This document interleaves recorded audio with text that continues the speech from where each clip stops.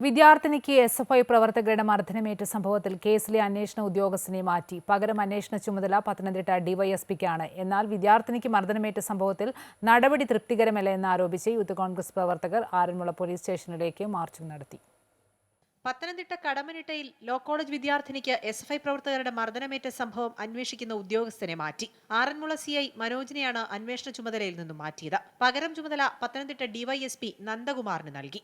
CPM സമ്മർദ്ദത്തിന് police വഴങ്ങിയെന്ന ആക്ഷേപം പ്രതിപക്ഷം ഉന്നയിച്ചിരുന്നു. പരാതിക്കാരിക്കെതിരെ കേസെടുത്തതും വിവാദമായിരുന്നു. തുടർന്നാണ് CI മനോജിനെ മാറ്റിയത്.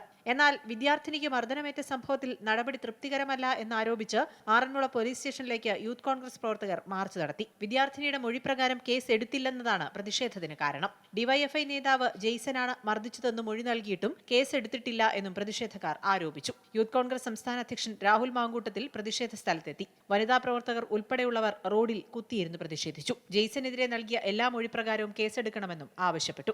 എന്നാൽ പട്ടികജാതി പട്ടികവർഗ പീഡന നിരോധന നിയമം ഉൾപ്പെടെ ചുമത്തിയ കേസുകളിൽ ഡിവൈഎസ്പി റാങ്കിലുള്ളവർ തന്നെ അന്വേഷണം നടത്തണമെന്നും അതിനാലാണ് CIയിൽ നിന്നും അന്വേഷണ ചുമതല മാറ്റിയതെന്നുമാണ് ഔദ്യോഗിക വിശദീകരണം.